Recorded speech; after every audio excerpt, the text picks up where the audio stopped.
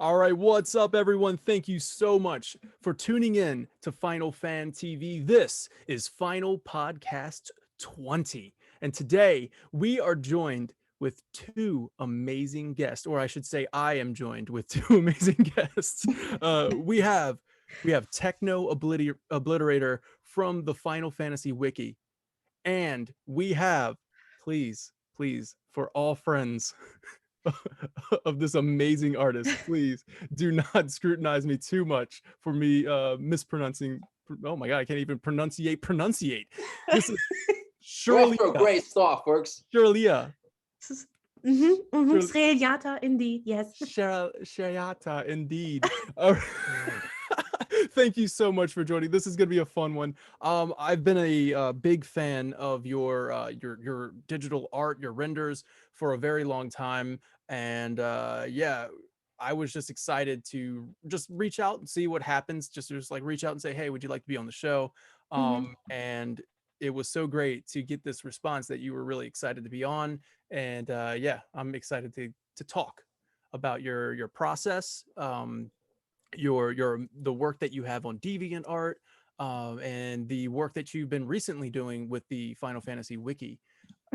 So first of all, let's introduce yourself, and yeah, how are you guys doing today? Introduce myself. Who am I? Who are you? Who are you, so I can pronunciate your name correctly? So online they call me Sreliata.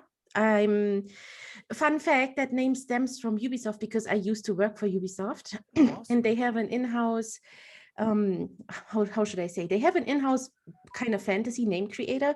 I'm pretty sure that's how they name the characters in-game. Just, give me a name and that's that.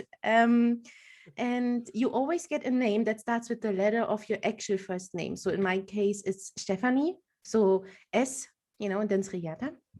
Oh, well, So I can pronunciate that a lot better. I can say nobody, that the public is never supposed to know, okay? Oops. Oh, okay. Anyway, yeah, I'm, believe it or not, up 30. Am I 32? I'm turning 32. Yes, sorry, that took a moment. I also have an identical twin sister. What am I supposed to talk about here with me? And if you need to know, I do happen to use the toilet sometimes. Yes. I saw that it was your number one description on Twitter is a toilet user. It is a stigma. Like, well... It's a stigma, I must tell you.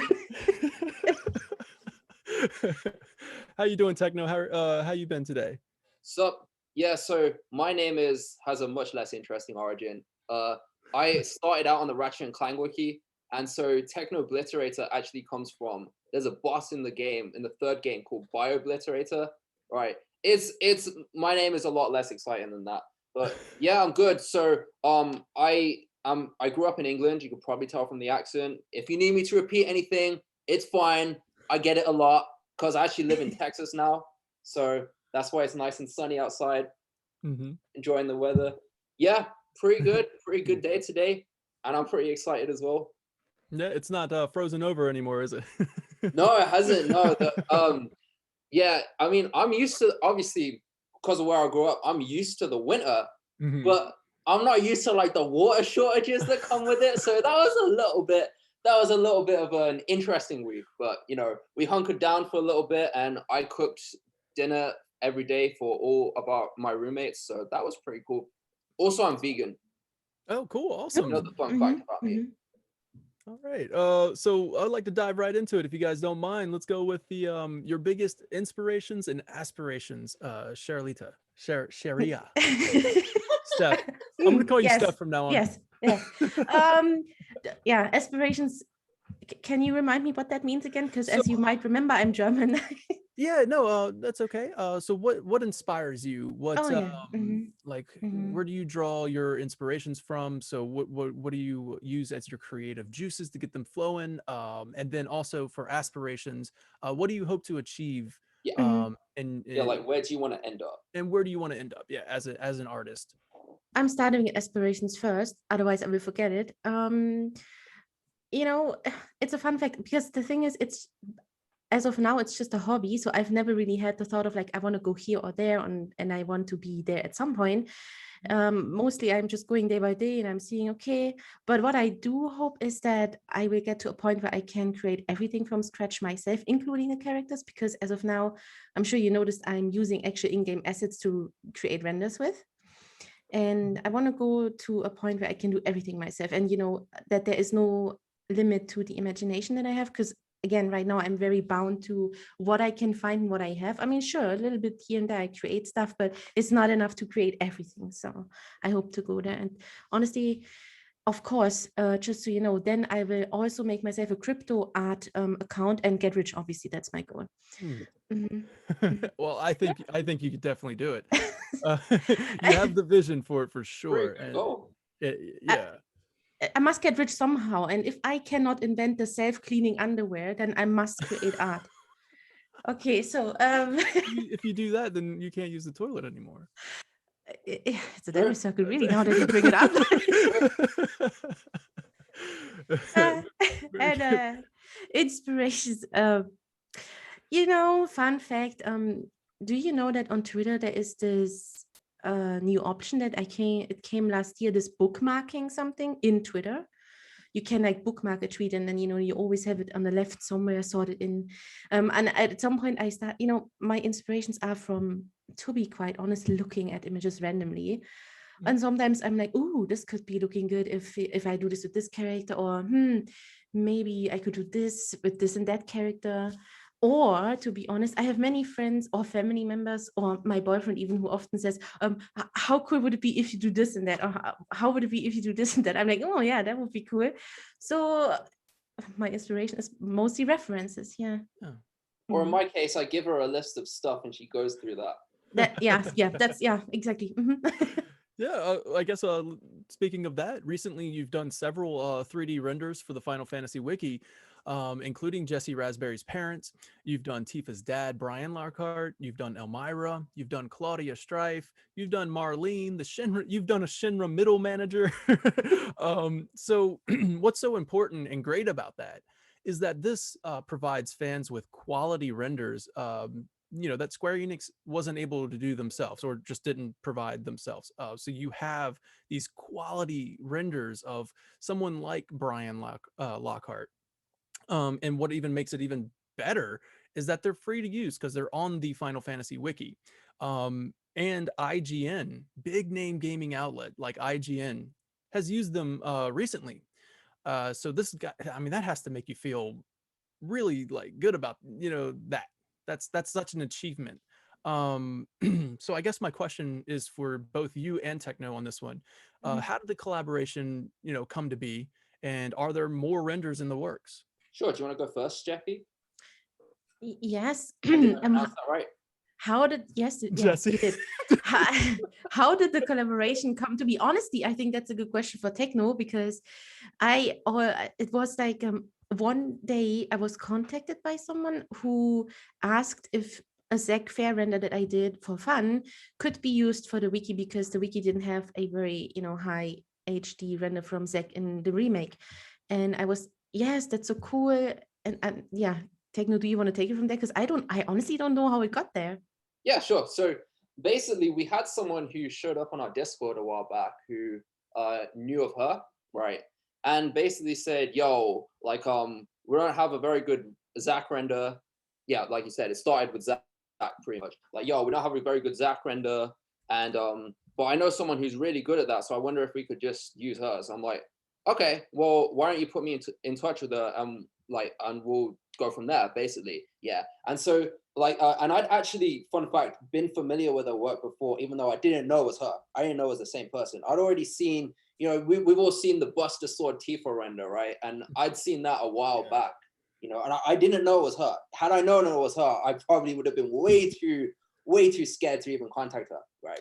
But basically, I contacted her, and I kind of had the sense, when you're talking to someone who's like really big name and really like good at their work and whatever, and you get the expectation of like, they won't have time for me. They're gonna be like, they won't want to talk to me. So I kind of shot a message with expecting like no response whatsoever, and instead she got back to me and said, oh yeah, great, I'd love to work on that. So I was like, okay, well, the thing I really need, as well as Zack, like I I was working at the time on a page about the different dresses from Final Fantasy VII Remake, right? And what I really needed was the renders for each of the characters in each of the dresses. So that was 9 renders, right? And the Ultimania did include that, but the images from the Ultimania were terrible, right? They're so low resolution, they're so useless. So I said, is there any chance you could do this, because I'm terrible at it? And lo and behold, she was very willing to do that. She was extremely helpful throughout the entire process. And we now have all of those rendered and they're all uploaded. And yeah, I mean, it worked out really well, man. I mean, she's very good at her craft, and we have some extremely good images up there. So I'm really thankful that it worked out. Awesome. Yeah. I'm sweating so much right now because of what was said.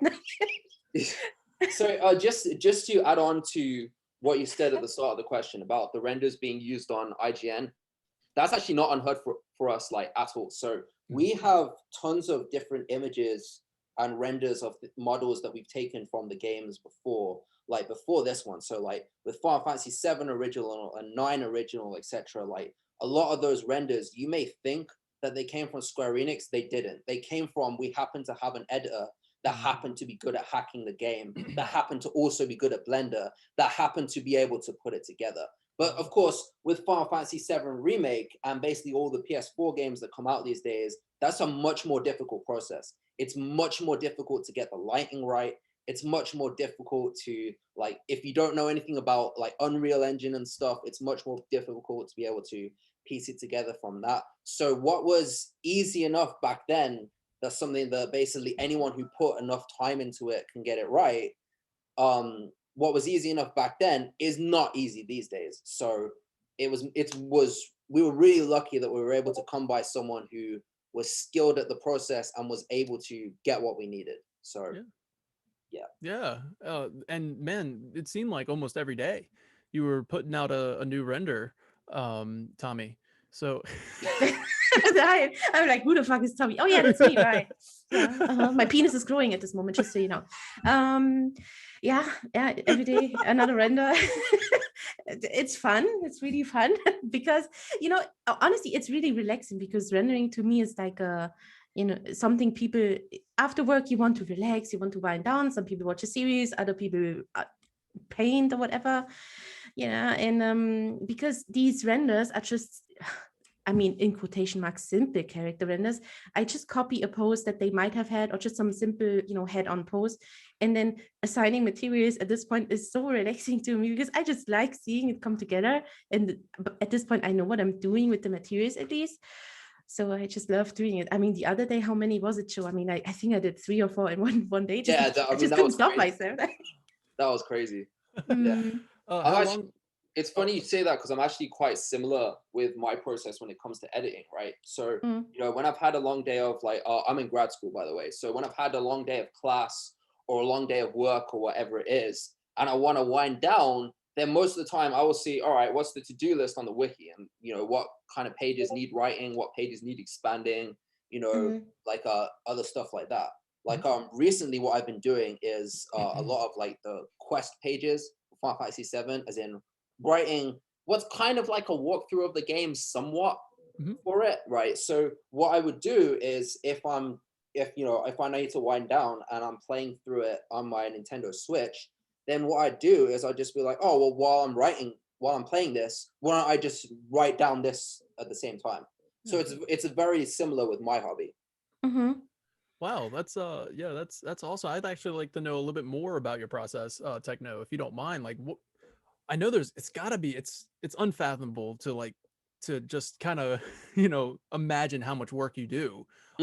And I will, you know, I'll admit it right now. I love, like, I go to the wiki all the time. You know what I mean? Yeah, absolutely. And you know, it's great to actually talk with you and, you know, just thank you personally for all the work that you do, Appreciate because that. yeah, you do a lot for the Final Fantasy community. And yeah, and I think it gets kind of overlooked sometimes because it's a wiki, you know. So I think that, you know, you do amazing work, and I would love to know more about, like, you know, I guess you have to fact check everything, you know, because people can add, so you have to fact check this. You have to yeah, you know, explain your process. Sure. So the first thing I'm going to clarify before I answer the question more thoroughly is there is a very strong community of very skilled and very talented people working on this. So Mhm. I'm one of, I want to say about 10, 20 editors at a given time, right? And in the past, there have been a lot more that have come and gone, etc. It's a thing that we all love to do and volunteer in our free time to contribute to this website. So as much as I really appreciate the compliment, like there are lots of other people there who have also done a lot of great work. So, and Absolutely. we're really proud of the work we've done. Mhm. So as for the process itself, it depends on what I'm working on specifically. So back in the day when I started out, I was much more of a behind the scenes guy. So I was much more of someone who would work on a lot of the code and a lot of the back end stuff that would be used, which you might not necessarily see the immediate impacts of that other than when I did like so. If you've ever seen the site redesign, for instance, that was me. Like Mhm. I would do a lot of the stuff behind that. So I would do a lot of the redesigns and I wasn't like writing that much content. And that process was very similar to what would be expected of a typical like web designer or a web developer, for instance, which is also a job I used to have back in the day. So I used to do a lot of that stuff. And as far as writing the actual content of the pages goes, well, I like to break it down into three different things I do and the three different types of content. So the first is lore, as in writing about the characters' backstories, histories, like the locations, backstories, and what the settings of the world are like. The second is gameplay, which is where you're really writing a guide for how to play the games or not, and writing that kind of content. And the third is behind the scenes content, which is where you write about the development of the games and Mhm. who's been working on this and who came up with the different ideas. So Mhm. to answer the first one, the lore of the game, the only way to fact check it is the game itself. Because as much as we can take a lot of like cut content or whatever and see some unused lines about Mhm. how, oh, originally this was going to happen, but then it didn't. Oh, originally Aerith might not have died. She was always going to die. Nomura Mhm. came up with that. Just, I don't want to start that rumor again. but so like as much as we can take that content, the only thing we can really take for at face value is what's in the game itself. So that's where what we like to do is we like to transcribe the dialogue of the game's script like Mhm. completely. So once we have a transcript of everything, then we can always source that again and say, well, this is how we know that Tifa's mom died at this age, Mhm. etc. So that's that process. And as hard as that is to transcribe everything, the results are really good, right? Yeah, you have the entire Final Fantasy VII remake script. Yeah, I transcribed all of that. It took me a long That time. was you? Yep. Man, thank you. Oh, appreciate that. It took me a long time, but I was really proud of it. Yeah. The second thing, as far as the gameplay content goes, well, we get that from a variety of sources. One of them is the game itself, but sometimes we will get it from the guides that they release. So if they release a strategy guide, I know they didn't release an English strategy guide for 7 Remake, and that kind of sucked. Yeah. In which case we are very fortunate to have people that know Japanese that have been able to translate some of that for us. So we'll often get a lot of that from the guides because there's a lot you can get from the guides that you don't get from the game itself. Sometimes in rare instances, like with the old ones, so I used to hack Final Fantasy VI a lot to get a lot of information there. I have a story on that, by the way, that I'll tell at the end of this if you Okay. want. Yeah, Yeah. but so we have to hack a lot of the games to find information in the code itself, and that's a really difficult process. But again, the results are so good that we love doing it. Yeah. The third one, behind the scenes content, again, this is something where the Japanese translators come into play quite a lot, you know.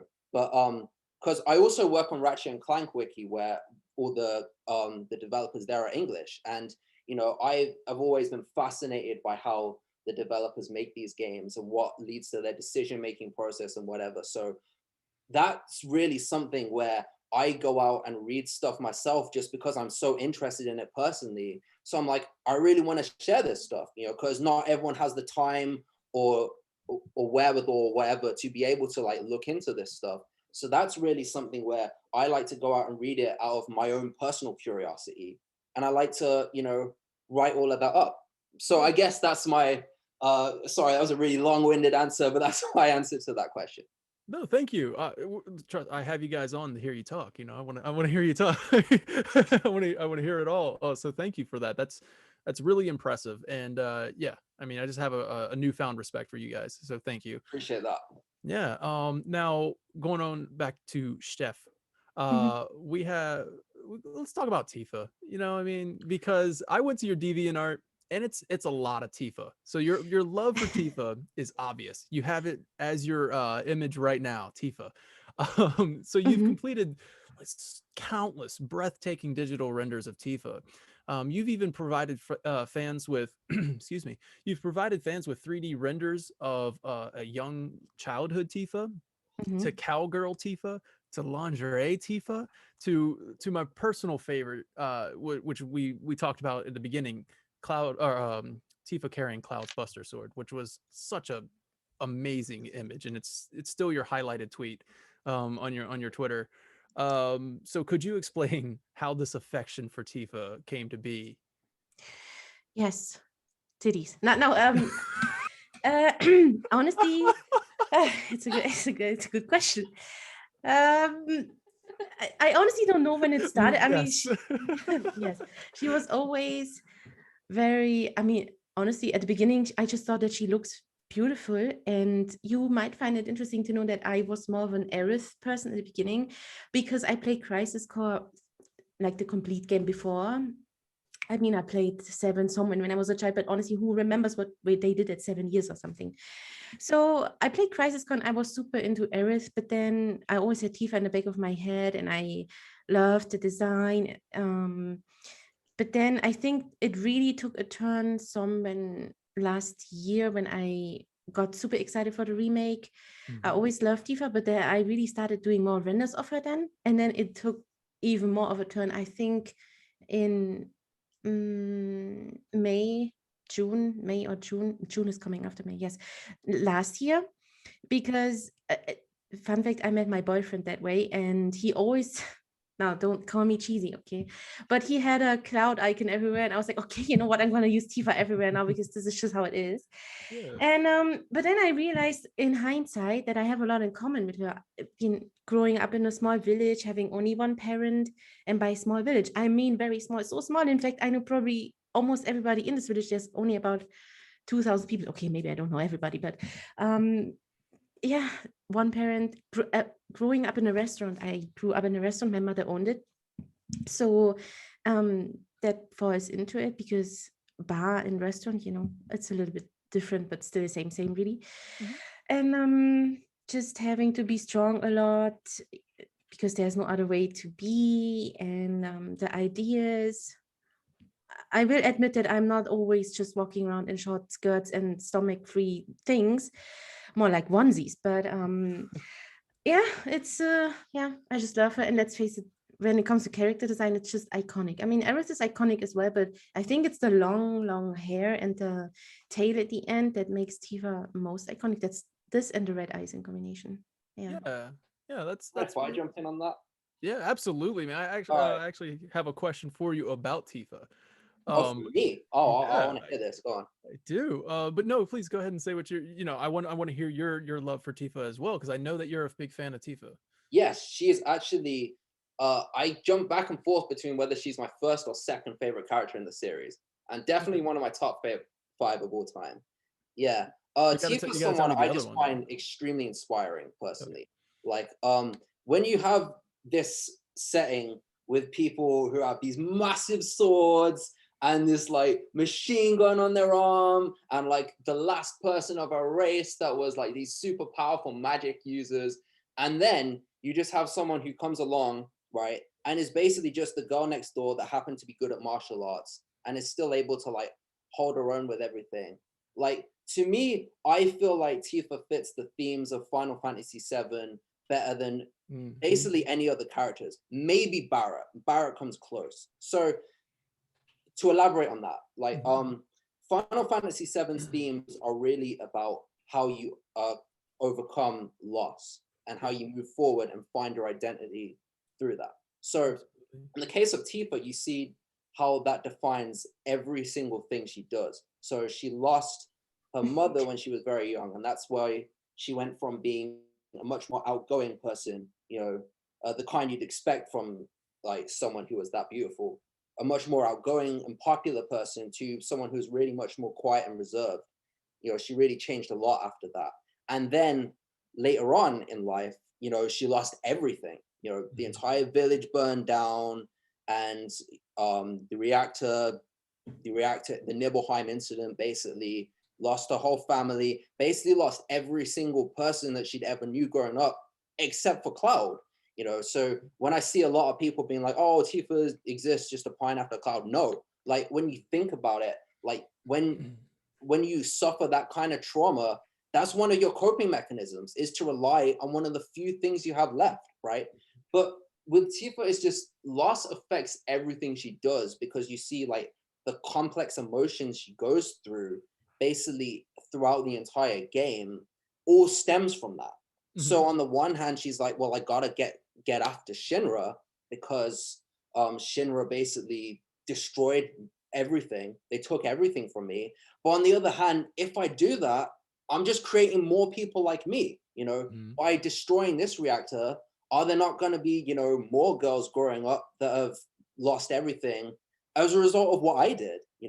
And you just see these really complex thought processes, and it bounces off of Barrett quite a lot, because Barrett comes from the same place where like he lost his hometown to Shinra as well. But Barrett's place is strongly driven by like it's driven by a lot of self-righteousness as well, but it's also driven by vengeance and by this sense of like, I want to get back at Shinra, right? But they bounce off of each other a lot, because on the one hand, whenever Tifa's unsure about something and she doesn't know how to proceed, Barrett's always there to be, the angel on her shoulders and say, no, you're doing the right thing. And likewise, whenever Barrett gets a little in over his head, Tifa's the one to like make him back up a little bit. Yeah. So it's all of those, plus the fact that I'm a huge sucker for the monk characters, right? Sabin's my favorite in Final Fantasy VI. And I just think it's really cool how you go from like Sabin, who's like this massive muscular guy, looks like Dwayne The Rock Johnson kind of, is just this really big, strong guy. And then the very next game, it's just, the shy little girl next door that happened to be really good at martial arts and is still able to keep up with these, gods amongst men. That's beautiful. I love the contrast between that you bring that to attention. The contrast between Tifa and Barrett. That's really cool. Both suffered a traumatic experience, and they handle it differently. Yeah, they handle it very differently. Yeah, and that's what I really love about Seven's characters. It is all about how each of them like process that, and it's a theme that kind of came back from 6 a lot as well. But I really love how it's done in 7, and I especially love how they expanded on it in 7 Remake. Man, yeah, absolutely, 100% agree with that. Like, especially with the core themes of 7, learning how to cope with loss is such a core theme. And you talked about I'm so sorry.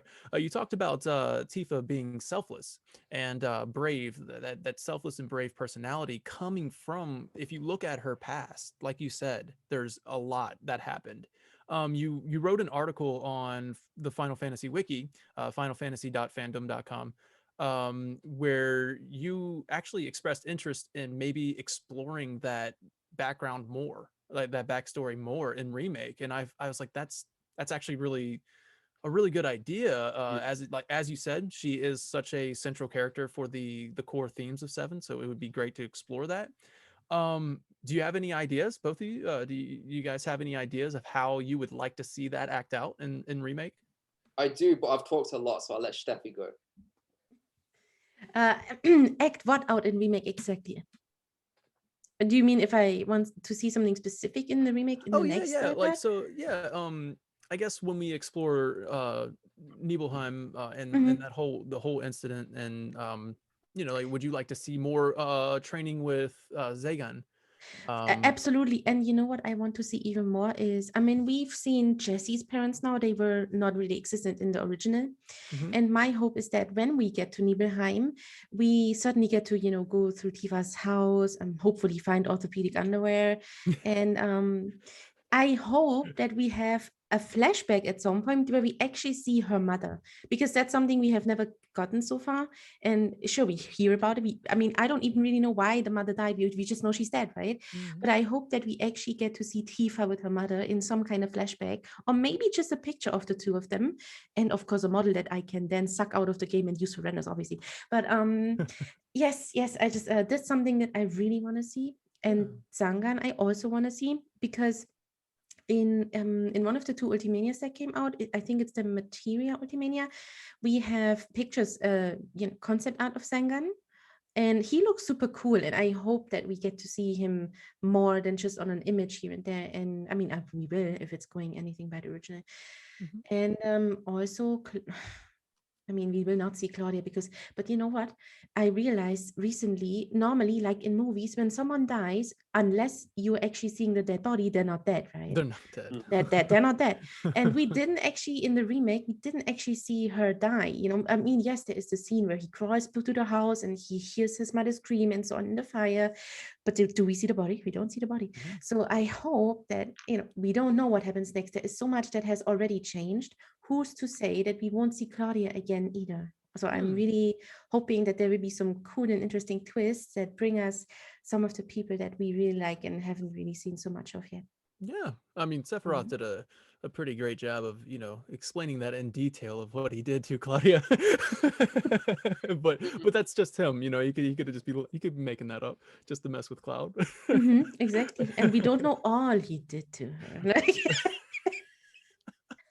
just Oh kidding. my goodness. Mhm, mhm, So we go on to okay, so everybody seems to have a Final Fantasy VII story. And mhm, this is something that I love hearing from our guests on the show. And it actually could be a Final Fantasy story in general with the whole series. It doesn't have to be seven. But for the most part, when we talk about seven, everyone's like, "Oh yeah, this game has deeply impacted my life on a certain level." In Final Podcast 7 that we did, we all shared our personal stories, and if you guys care to go watch that, it's Final Podcast 7 on YouTube. But yeah, we all shared how much it means to us. And it's been wonderful getting to know the fandom through FFTV. You know, just because everyone has the story, their story. So I'd love to hear your story. I'd love to hear why Final Fantasy VII. Like and Tifa, mhm. just basically just have consumed your art. And yeah, and obviously it's had an impact on your life. It did. It had a huge impact. It was about, I think, 2007 or 8, and I was in the hospital because of an eye surgery that I had back then. And believe it or not, in eye hospitals, the TV is for free. Okay, but I was laying there and I had a PSP and I didn't know what the game. I mean, I knew what Final Fantasy was, but I didn't really ever think that there would be a game like Crisis Core. So I got myself the game. Oh, well, to be honest, my mother got me the game and brought it to the hospital. And I played it then, and I was totally into the world, everything, every detail. I played it, I think, 5 or 6 times. And ever since, it has kind of, yeah, it went to life in me. But here is a fun fact, and I'm sure that I have never even talked about it out in the open. And if I did, people might think I'm crazy. Um, I You all know what roleplay is, right? Online with text and so on, where you are someone else. I'm not talking about the sex roleplay where you're like, okay, let's do it now. Um, I was role playing as Zach Fair, but I role played him before Crisis came out. There was this one side where I wanted to join some kind of role play, and the last character that wasn't taken was Zach Donovan. Now, here's the fun fact: before Fair became his last name, I'm not even sure if that's on the wiki. Is it Joe? He was known online as Donovan as his last name. And there's actually an interview with Nomura where he says that he has pondered, and Donovan was his first choice, but somehow they ended up with Fair. Later on, you can read that online. So I didn't know who this guy is. I just thought to myself, okay, cool. I mean, the name Zach, might as well. Cool. And I totally improvised. I had no idea who this person is. I read up about him. And then that's why I played Crisis Core, because I knew Zach from Final Fantasy because I role played this person, but I had no idea who it really was. Then I played the game, and ever since, I think it's safe to say that everything is based on that, because of role playing Zach, I met some girl that role played Aerith, and no, I didn't get together with that girl, in case you wondered. But let's just sum it up here by saying, because of that, I met one of an ex-boyfriend that I had, and then because of that, this led to this and that. And now look at me, I guess 15 years later, and I'm together with the love of my life because of Final Fantasy VII too. Also because he literally found me because of this render that I did where they kiss on the train tracks. Last year. Yeah, it's a fresh relationship, what can I say? Yeah, it's really, it's everything is based on Final Fantasy VII in my life. I don't know how else to say it. That's awesome. Yeah, and now you've ended up with Cloud Strife himself.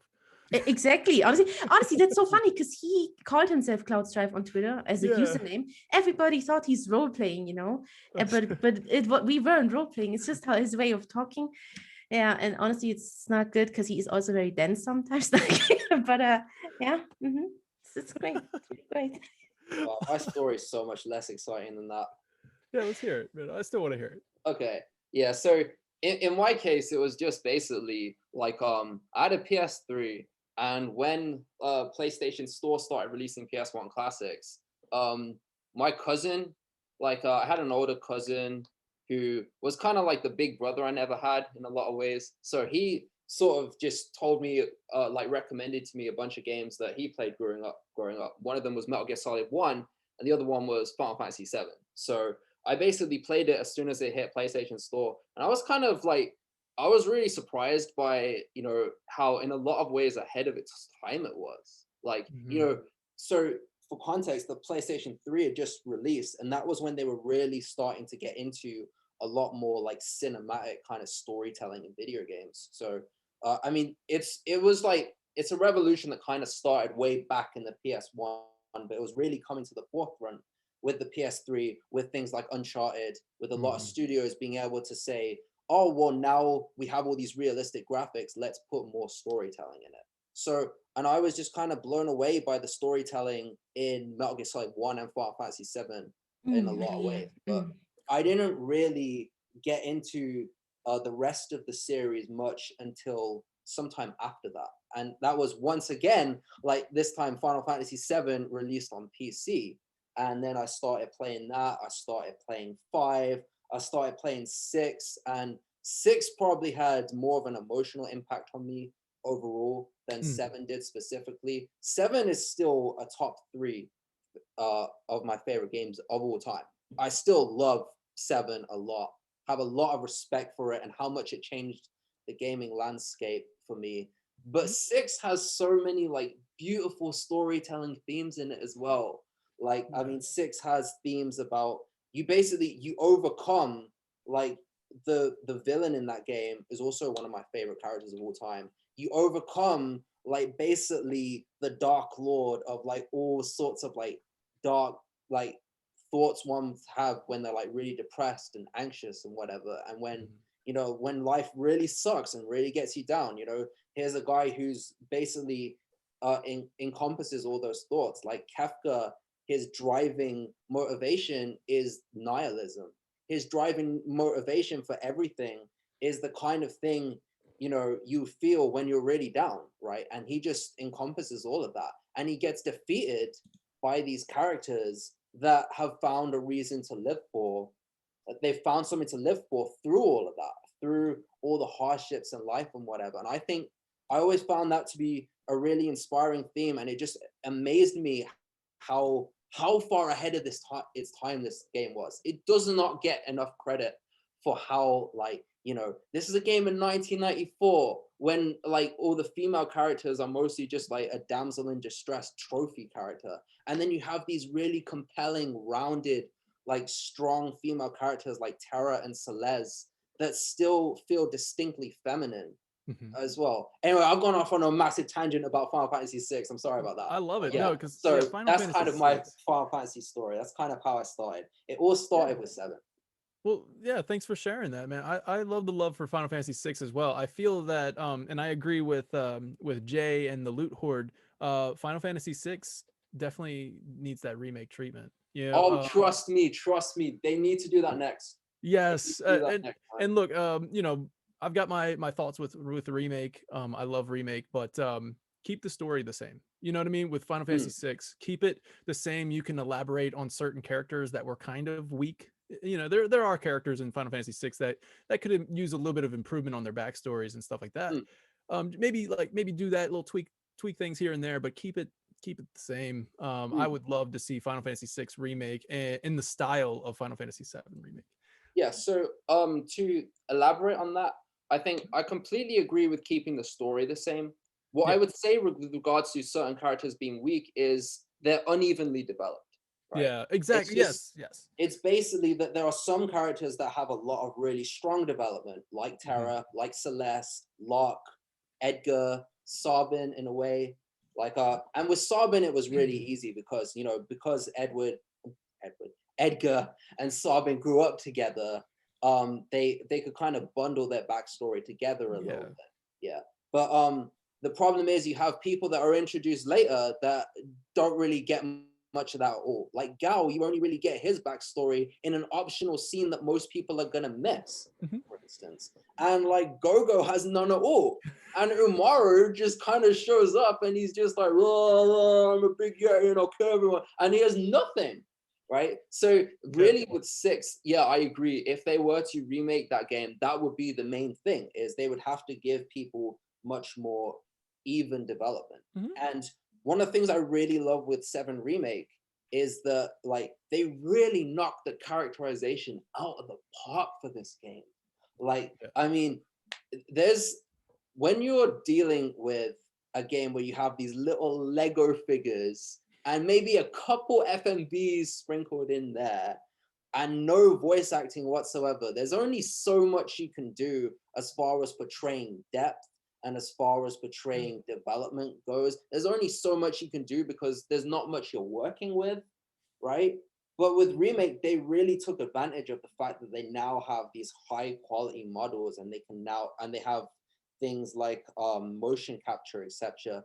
They can now really portray emotion a whole lot in these scenes, and they really took advantage of that. Like, I mean, obviously they started this with Final Fantasy X, and you go back to Final Fantasy X, and a lot of it's dated these days. It's kind of like janky a little bit there. Like some of the animations look really awkward, but that was how they were starting out. That's just how it started out at the time.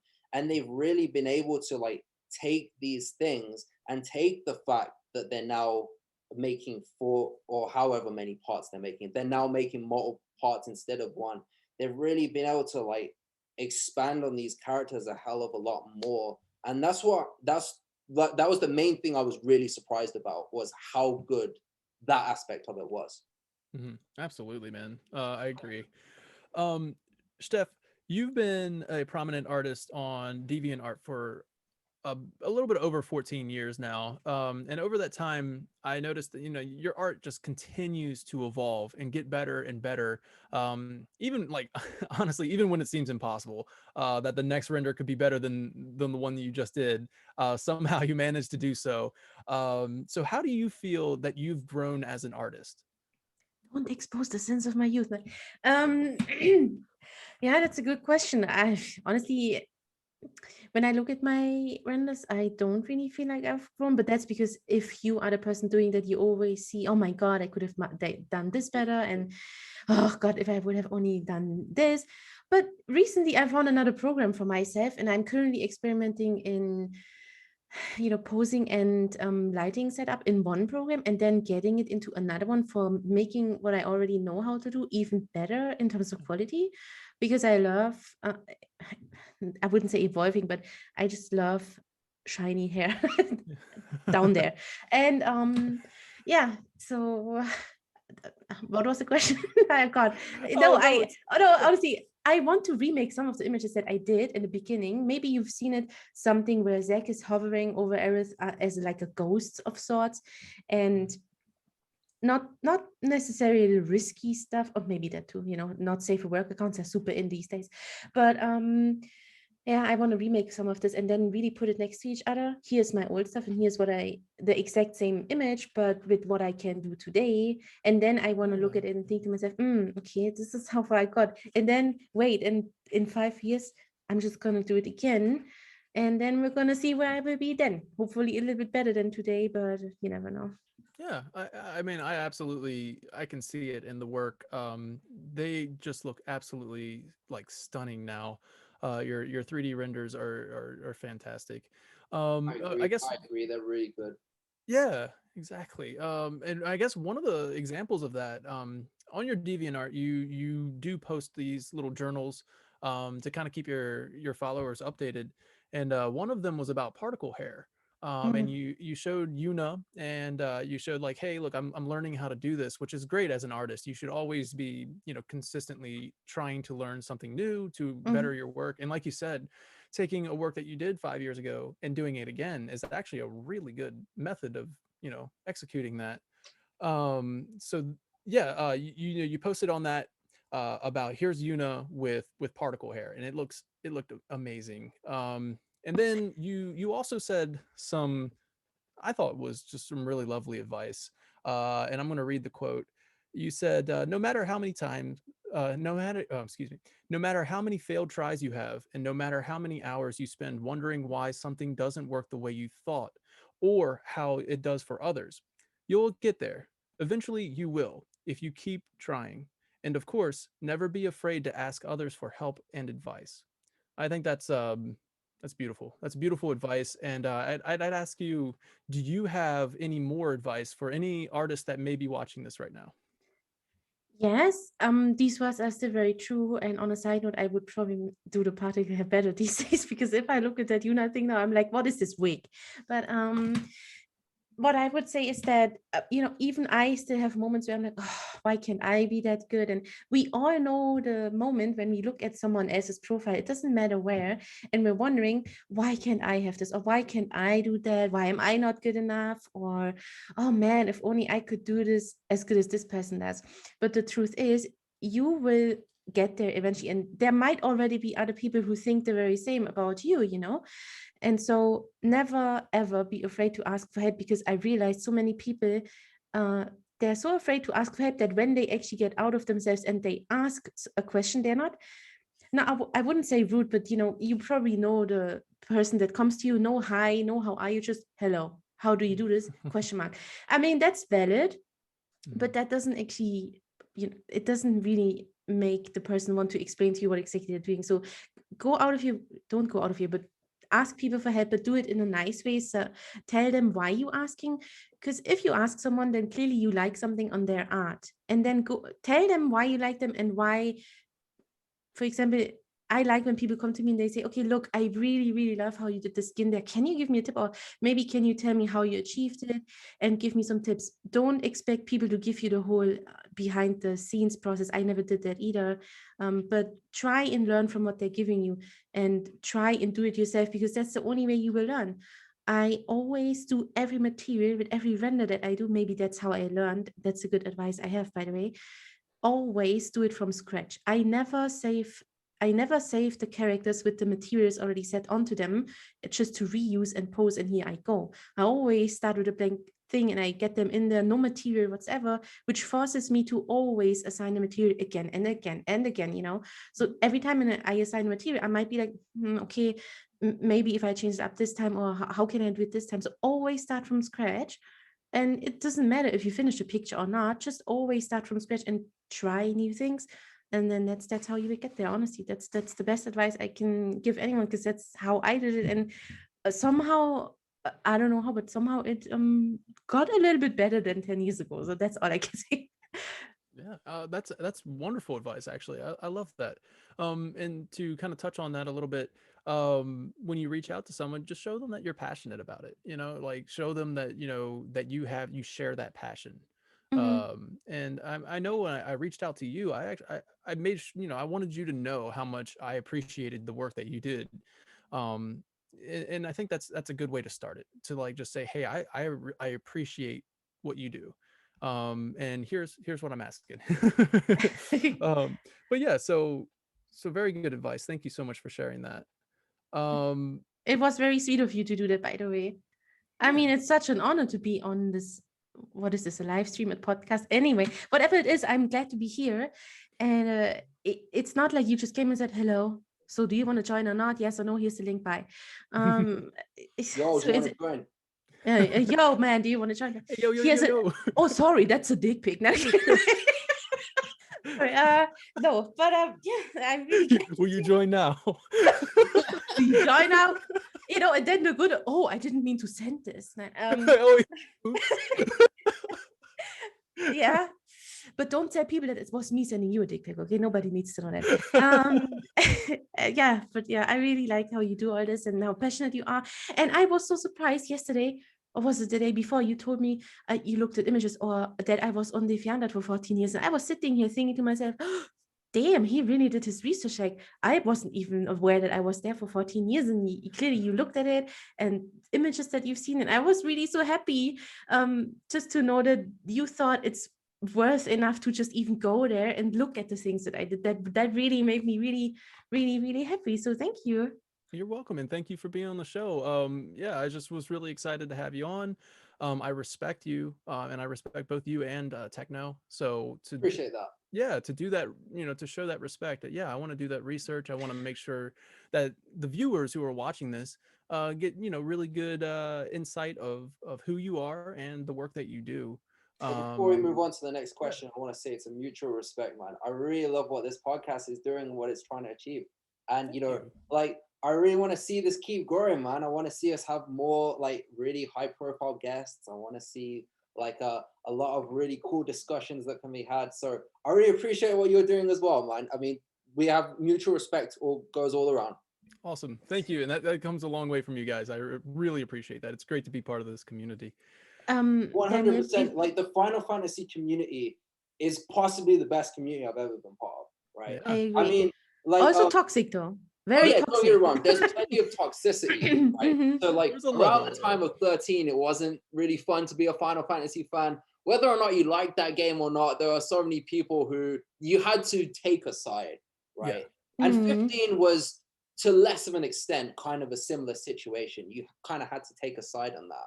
So I was really pleasantly surprised to see, like, how welcoming and friendly everyone's been after 7 Remake. Because, yeah, I mean, you do have that contingent that didn't like it to the extent where they want to ruin everyone else's enjoyment of it.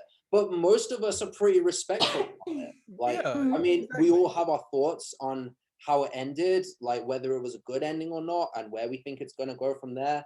And I think that's a question that's coming up later. So so just a bit of a preview there, but like but we all have our thoughts on it, but we're all really respectful about it. But like, before we continue, I have to say 2 more things. First of all, howdy partner to the people in the chat, and secondly there is one more thing, one advice that I want to give, and I know many people might come to hate me for this, but there is many artists out there. I'm sure you've seen everybody. I mean, me, and I know there's people in chat also. We all love Final Fantasy VII, and because of Blender and the possibilities with 3D models, we all can create our art. And there is just one advice that I would give. If it's a creation that you do from scratch, then yes, put your watermark all over the picture, clearly, because it's yours. The copyright is yours, everything. But if you use models that aren't yours, which is what, and again, many people might hate me for that, but do not put it across the whole image. First of all, that's my advice. It's covering the beautiful image with the whole signature, and you can't really appreciate the details if you have zoom in and then try to look past the text that's in the image. So that's something I would advise. And also, damn it, I forgot what else I wanted to see. Right. People always say, yeah, but then people see my art, or people will repost it. Yeah, but people will repost it either way. Let's face it. They will repost it either way. That's just how the nature of the internet is. And then at least you have a nice image, and people will appreciate it more if it's not covered as signature. Put it somewhere there, but don't cover the whole image. Because honestly, this has nothing to do with Final Fantasy, it has to do with Kingdom Hearts, but I had my Kingdom Hearts renders sold in GameStop as wall scrolls without my permission, okay? Because they thought it's official Square Enix stuff, so they ended in GameStop. I mean, I had people from America send me screenshots of how they're standing in the game store with my wall, those fabric posters, those huge wall scrolls with my renders on it. I'm like, I mean, thank you. My watermark was still on it. It's not that they didn't even remove it. I guess they were too lazy or just didn't find it.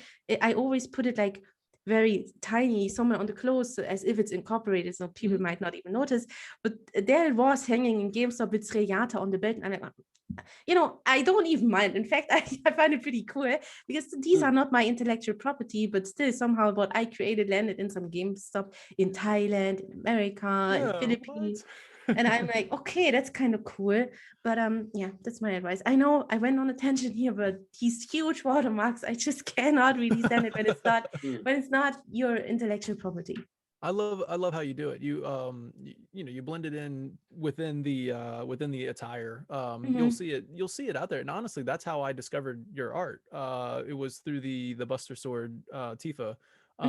And it was very, elegant that you put your tag right there across the belt, skirt or the belt. I thought that was really well done, and that's how I discovered you. You know what I mean? Like, I didn't need the big watermark, taking up the whole thing. But I was like, oh wow, okay, so I'm gonna go check out some more artwork from them. So yeah, that's some good advice. People who are interested in where it comes from, they will actually look at the picture and they will find your watermark. People that are not interested in knowing where it comes from, they don't care if the watermark is big there or not. They will either repost it or they just, look at it and they keep going, scrolling, whatever. So you don't need a big watermark on the image for people to find you if they really want to find you. That's really cool that it was posted on posted up in GameStops and stuff. And then you also, like I said earlier in the show, IGN has been, using your and Kotaku and some other in Games Radar or whatever that's called, something like that. And Angry Joe and some other channels take them for their thumbnails. So I'm really flattered, and I'm never finding it. Oh my god, they're using my render. I'm always so excited when I see it. Yeah. I mean, I think it would be great. Similar point. There are several like videos out there who will like take some of the wiki contents word for word, like almost like repeat it on their channels, right? And I have never had a problem with that whatsoever. I actually take it as a compliment. I'm like, oh, well, you like what I wrote. So thanks. Wish you wouldn't have made it seem like it was yours, though. Yeah, I mean, it's like, you're kind of making money off of something that I did, but it's all good. It's all good. You did do the video editing and stuff. It's all good. We're all friends. I mean, I always try to cite whenever I do a quote, I'll say like, okay, so finalfantasy.fandom.com, and then I try to find the editor or whoever wrote the article. Yes, I mean, that's just the right thing to do, and especially if you're using these renders as thumbnails or just into your video, it's always great to leave a tag and just be like, here's the artist's work, link in the description. Well, the really good ones often get mistaken for official Square Enix. Yeah, I mean, and that's the beauty of it. Like I was saying earlier, on your wiki page, these 3D renders are Square Enix level quality that Steph is doing. Like that's just great. By the way, I have just remembered something. Do you know Jen Bartel? She makes a lot of Final Fantasy VII fan art. She is going she's going to publish a fan book. She has like, I don't know, 400,000 followers on Twitter, and she's really well known, let's just say. And she did ask my permission for creating a fan art that's based on the Buster Sword Tifa one. And because of that, I'm also getting a mention in her book, which is really cool because she basically made a 2D out of my Buster Sword Tifa. And another question that Joe and I just went past, yes, there is definitely coming more renders. And Joe gave me a list of characters that needed renders. I think it was 30 characters, and I already did 10 of them by now. And nice. I realized something very cool, Joe. I was getting the characters out of the game to render, and there's an NPC. Do you all remember this person? She's really minor. She's called Katie, and she is the Katie, and she's the NPC that in not Walmart, in the slums, you can walk around it depending how many of the random enemies you kill, the higher you score in this board thing, and there's this NPC next to it, and oh my god, she looks so beautiful. I was thinking to myself, how did I not, honestly, I was thinking to myself, she is on level with Tifa. I mean, at that moment when I saw it, I was like, oh my god, how did I not notice that there's such a cool sexy NPC there? Guys, you must look forward to this render, because I'm really looking forward to it. Awesome. Yeah, I'm looking Well, the forward to it reason now. you don't notice it is because it's very, very easy to miss in your playthrough. Like, Yeah. and the way they show up, right? It's like it's in Sector 7 slums. Like it's near the start of the game. You'll just run past, and it's like the Talia monster slain has been updated. I'm sorry, that was a really bad accent. But it's like they're the one that shouts that or something, and then you talk to them like, okay. "All right, by the way, there's actually like a reward for doing this." Yeah, but it's easy to miss stuff like that. Like I missed it on my first playthrough, and I'm supposed to be the expert on this game. Don't worry, I got it on the second playthrough and I updated everything. So we're all good now, but I missed it on my first playthrough. Yeah. And the fun fact, destroyed my credibility. I'm sorry. I can't believe it. I don't know. and the fun. I'm sorry. Go ahead. Please go ahead. I just want to say that, because I take the models right out of the game files, meaning the game files are exactly how they are named in Japan. So they are the raw files, okay? And sometimes they come with information. For example, we know there is this teacher from Leaf House is what it's called in English, I guess, the orphanage. Yeah. And there is this teacher, this black woman with the afro hairstyle. She's also in Honeybee Inn later in the night, if you remember. And so Miss Folia. And because of the files, I found out that her first name is, for example, Helen. So now we know she's called Helen Folia. Other things are also the dresses don't even have those names. I'm not sure if you people know, but in the files, the dresses are actually not sporty, mature, and what was the other thing called? Exotic. They are actually called purple dress, which is the mature one. Then wutai dress, which is the Japanese like kimono thing, and China dress, which is the sporty one. And when I saw those names, I was thinking to myself, you know how we get the DLC with Yuffie? And what if Yuffie actually, because it covers the time where Cloud wasn't even there, what if we actually see Yuffie help Tifa decide for one of the dresses, which is what causes the dress to be called wutai dress? I mean, that could totally be. I mean, I thought to myself that makes sense. Makes total sense. I think the cut content was also going to be a Tifa deal or Tifa chapter where she, you after the plate or after Cloud falls from the plate, and then in between that moment, she was going to find her dress, go to the go to Don Cornelio. So yeah, that's right. That was basically the original plan, but they removed it because they didn't think it would be. I guess they didn't think it added much to the game, or they thought it might like hurt the pacing a little bit.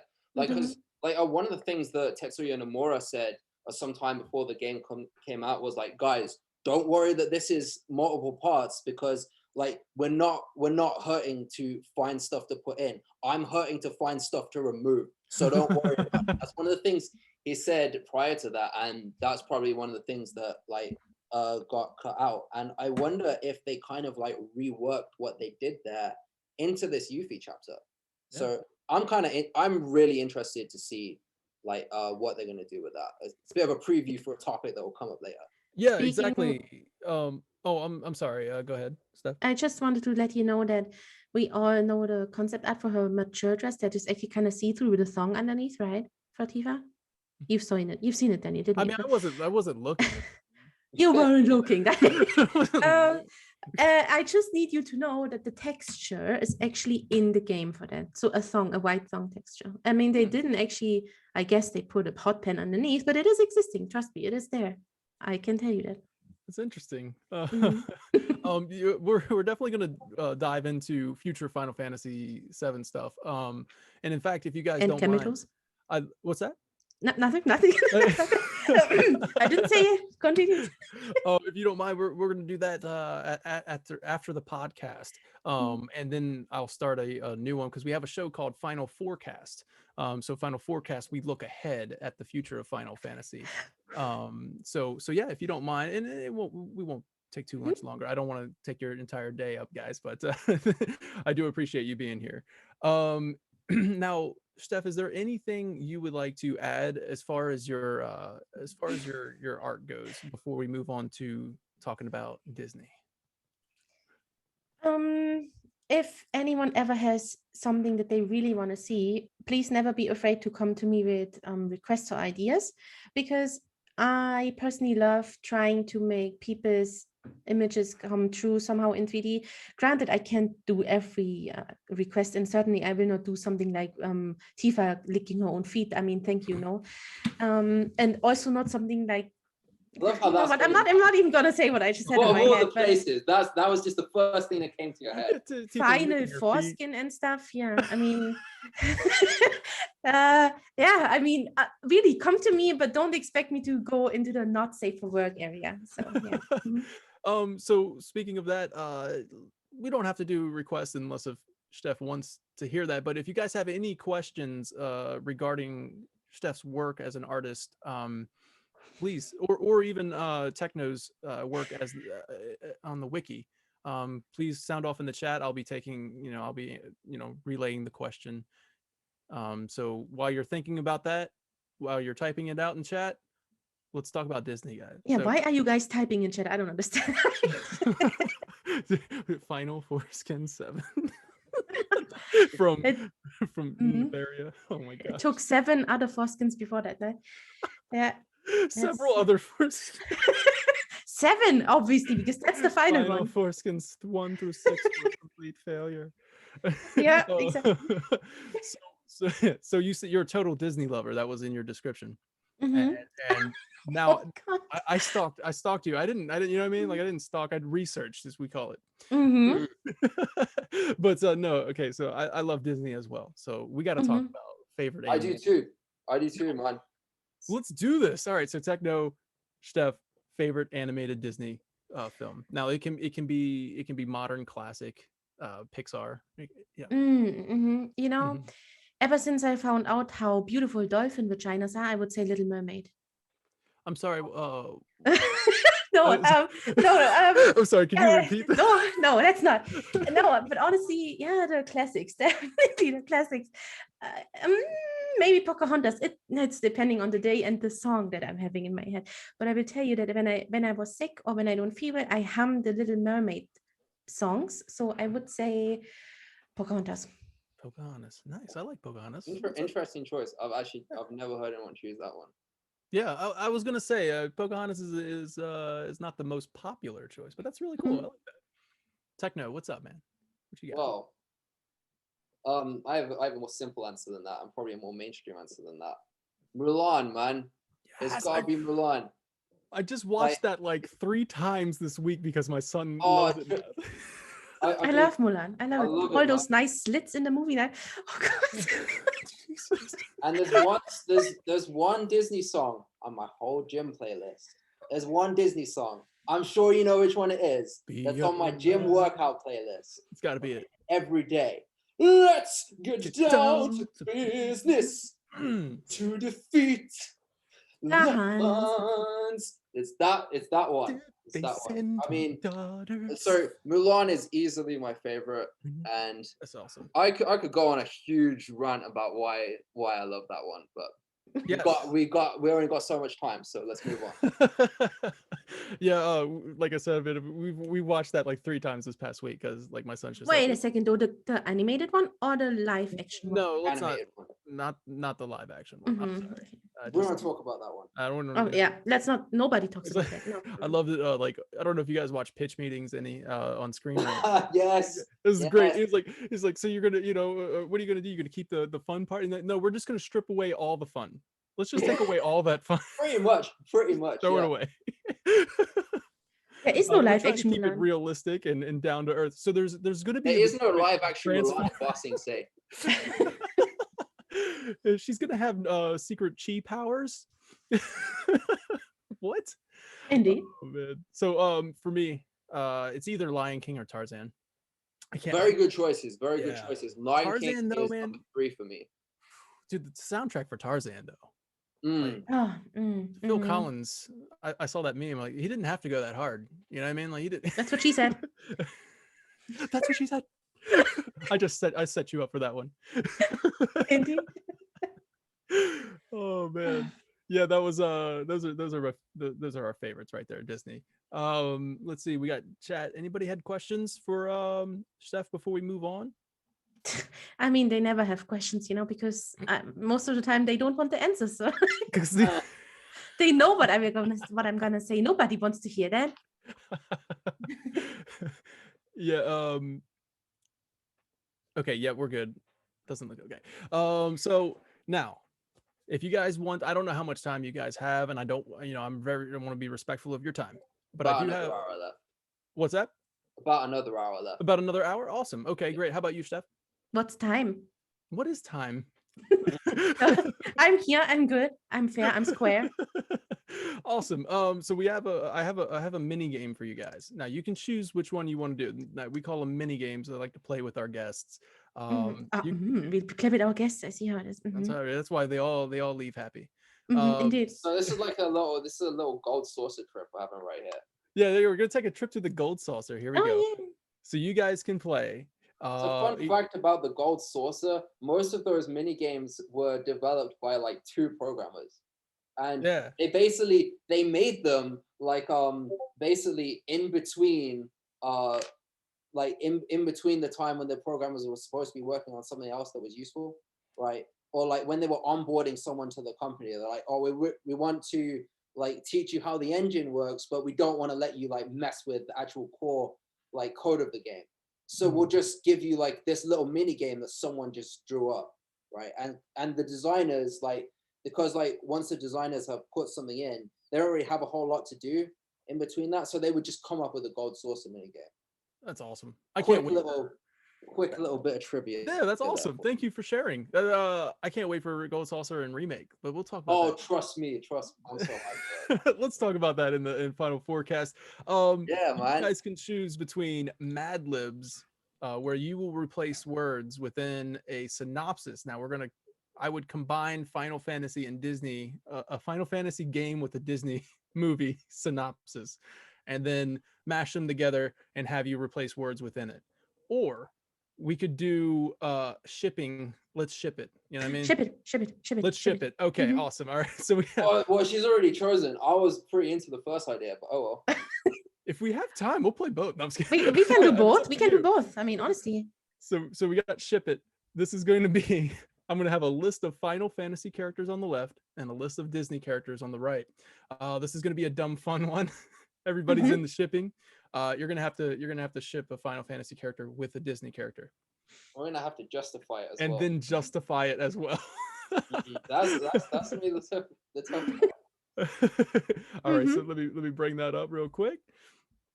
That's what he said. Well, I did literally say that. I literally said it. I did say it. Indeed. I love it. All right, so we'll share screen. Let's go here. All right, so as you can see here, can you guys see this? Yeah. Okay, yes. awesome. We have Zach Fair, Titus. We have oh my god, I can't forget my boy, Prompto. Oh my god, my boy, Jesse, Lightning, and Tifa. Aladdin on the right, Tarzan. Oh, those are all renders that I did. Yeah, these are all. Oh yes. These are all renders that Steffes did, including the Elsa. Oh really? Oh wow. I didn't know about that one. Congrats. But I did as. Oh my god. Yeah, there it is. So we got God, Aladdin, please, this is all. Get it out of my face. Rapunzel, Ariel, and Elsa. So here we go. Let's start with Zach. Who does Zach get paired up with? Rapunzel, because Zach is very much like Flynn Rider in how his character is. He's very fun and outgoing. He's very strong also, but he's also kind of cheeky if you think about it. So I would pair him with Rapunzel. What about you, Joe? I'm gonna need more time on that. Okay, you get 1 second. One. Okay. Well, with all of my 1 second, I'm gonna use it to cheat and say, yeah, I'm gonna go with the same answer. Let's go with that one. We can make a love triangle later. Same justification. We'll make a love triangle later if you need to pair it with somebody else. Sandwiches. Let's go with Titus. And who we got with Titus? Or Titus? Titus? I'm sorry, I call him Titus. It's supposed to be Titus. It's Titus. Right? Yeah, And we've had this debate on the our community very manager. website. But I mean, I don't think people care too much because like they deliberately don't say his name in that game, and they deliberately let you change it because they want it to be whoever you want. Right? True. He's Daniel to me. You know what I mean? Yeah. Yeah, exactly. But yeah, no, the community manager of or a former community manager of Square Enix actually corrected me. He was like, "It's Titus. It's official." Oh, okay. I was like, "Okay, we got official word from the community manager. That's Dan Cito." I don't see the full picture. You don't see the full picture. I'm sorry. Like I don't see Elsa. There we go. Okay, perfect. There we go. Good. Titus, I would put with TDs. I think Ariel. With Ariel. You Really? know why? Yeah, because Really? Okay. for one simple reason, not in terms of personality, but you know, if they both were back on top of their head, they can make it work. But I mean, because clearly he plays blitzball and is in the water, and she's in the water, so they can make love in this whole ball of water. I think that's a perfect choice. You know, I didn't think of it that way at all because I had Titus with Elsa. I thought so too. So here's my kind of justification for that, right? Like Titus's whole character arc is the fact that he's like a fish out of water, right? The fact that he comes into Spira with basically not a whole lot of like experience of what this world is like, or you know, the whole religious doctrine and stuff, and like the whole thing is him kind of like coming in from this outside perspective, and then being able to say like, hang on, this stuff doesn't make sense, why is this tradition there, etc., etc. And a huge part of Elsa's story is kind of similar to that, like especially in the second movie. I should clarify, a huge part of that is like, wait, well, Arendelle's been like this for so long, but do we have to be like this? You know, like, why is it that there's this whole like forest out there full of people that like we've had no real contact with, you know? So Titus just seems to fit like kind of perfectly in that story of him coming in with an outside perspective and Elsa having the inside perspective, right? So that's kind of how I would have seen it that way. But I mean, the point about them both being blitzball players and them both being swimmers, like, yeah, I mean that's kind of a really compelling point as well. So that's a tough one. You guys, but I kind of get the Cloud, Tifa, and Aerith vibes here. I don't know about you. Indeed, yes. Oh man, I don't know. We'll leave that right in the middle in case you guys change your mind later. You know. So there's both really good points. We're talking the deep personal connection here, and then we're talking the the romantic connection here. Let's call it romantic. Romantic. Oh yeah, I mean, you got they're both kind of water themed. You know what I mean? So all right, so we'll go with my boy Prompto. Sorry, I forgot your name earlier, Prompto. My bad, man. His whole entire thing is like, he felt like an outcast, and I just made him feel like an outcast. All right. So we got Prompto. Once again, these renders done by Steph. Amazing work. Look at that. All right. So who are we going with Prompto here? Probably Tarzan. Tarzan? You're going Tarzan Prompto? I feel like someone's gonna end up really lonely by the end of this. Because honestly, Prompto loves taking pictures. Tarzan has no idea what a camera is, so he can make all kinds of shots without Tarzan bothering about it. we can like Titus doesn't need to have both girls. We can move that later. You know? But we got Jesse. So we go. Joe, what would you say? I'm sorry, Techno. Are you good with that, man? You good with Tarzan? Yeah. Okay. Yeah. Okay. Works for me. All right. So Jesse would vibe so well with Aladdin, man. Like they have such similar personalities in a lot of ways. She'd vibe so well with him, you know. I like that. So I think I'm gonna go with that as like my final choice. But on the other hand, like On the other hand, with Hercules, man, Hercules and Jesse would have the hots for Yeah, Hercules. Jesse would be So all over badly. Hercules. Jesse would be all over Hercules, and Hercules would love it, man. So This is that's true. tough. That's tough, you know. What do you think, Steph? It's got a chat. tough, You guys want to? a tough choice, Sri. But I think yeah, let's keep it with Aladdin. Yeah, they can steal apples together and make love boys out of it or something. Yeah. Stargazer says, so logical and thoughtful here. We're so logical and thoughtful for this. All right, so we got lightning. I think this must be a threesome between Hercules, Lightning, and Tifa, because they're all very strong. Hercules in terms of physical, obviously. And Lightning is a very, I wouldn't say hot-headed, but hard-headed, like very quiet. So Hercules would probably bother her a lot. So that's fun. And Tifa, just to peg him from behind. No, I don't know. I mean, honestly, give me another reason, please. Help me. Should I help you out on that one? Should I give a justification for that? Yes, please. Before we did this, Steph's like in a message was like, I'm so nervous. When I get nervous, I kind of get a crude sense of humor, and I'm like, yeah, let's do ship it. Good idea, really good idea. Yeah, so I guess my justification there would be like with Tifa is very broken emotionally in a lot of ways, right? And again, I said earlier in the podcast, like pretty much everything Tifa does is kind of affected by the loss she experienced growing up. So for someone like Hercules, who Hercules being like, he kind of portrays a lot of the characteristics of like positive masculinity, like the kind of things that Tifa in a lot of ways would need in her life, right? So I think Hercules would be a really strong support for her in that sense. So that makes plenty of sense, like as a ship. On the other hand, with Lightning, Lightning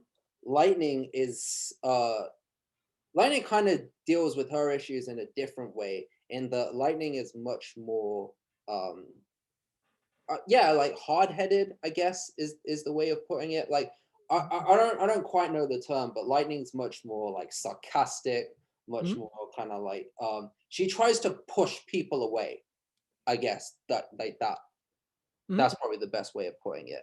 And Hercules would be the perfect choice to take her out of her shell. Like Hercules would make sense as a match for her, right? Yeah. Because they're both about like being the hero that takes on this massive demigod monster, right? But Hercules would bring out a side of Lightning that Lightning has repressed for a long time. And Lightning's also a kind of a goddess. So that is true. It's true. They're also both godlike figures. Yeah. So Tifa's just kind of, she wants that emotional support. She's part of this love triangle going on right now. I will definitely make a render with Tifa and Lightning at some point together. Yes. Can you throw Hercules in there as well, or no? Yes, but they have to be naked, all of them. You know it. Yeah, absolutely. Very tasteful, though. You can be tasteful. And wait. Did you just say you want Hercules to taste Tifa? Okay, I can do that. I was picturing such a cool render there, and then you ruined it. Now you've ruined it. Story of my life. So is Sephiroth in the background? I do have Sephiroth kind of down here just chilling, like, so he's like the final boss of this shipping contest, right? We have to see who he ship with him. Yeah, Sephiroth can actually steal anyone that he's dipping into everybody. That's what he does. Yeah, he's well, Hercules wouldn't let anyone take his women, man. Like Hercules versus Sephiroth, I want to see it. We got to see it. Oh my, if you do that render, that's amazing. It stemmed from Final Fantasy Vii. That's great. Yeah, but I mean, they have been kind of meeting, haven't they, Sephiroth and Hercules in Kingdom Hearts, if you think about it. In the True. Colosseum, in his own world. Yeah. Also, the way I'm picturing this is that Oh, the way I'm picturing the Oh two god. freeways is mm. is that Hercules has a perfectly consensual polygamous relationship with both of them, whereas Tidus just kind of is living two different lives. Tidus Like- is living the life. Yeah, when Tidus is underwater, you know, Yeah. he's around with Ariel a lot. When he's over the ground, you know, he has a thing going on with Elsa. He hasn't married either of them yet, though. He's still keeping his options open. Would you say that Tidus is living the dream? That's a way of putting it. That is a way of putting it. But he could have both at the same time if Elsa makes a little, ice thingy on the water where he can lay on with a hole in the ice, and then on top of Elsa. Okay, let's not get into it. Yeah. Jesus. I'm glad we did ship it, guys. Thank you so much for playing. Did we just say Sephiroth is just going to steal somebody from Herc, or is he going to steal Herc? What's going on? He's going to go into everyone, is what we said. He's just gonna go down the line. Just call it down the line. Right down the line. All right. Thanks for playing. Ship it. You're welcome. No worries. All right, guys. Now, yeah, we can go ahead and end Final Podcast, but stick around because we're gonna do Final Forecast.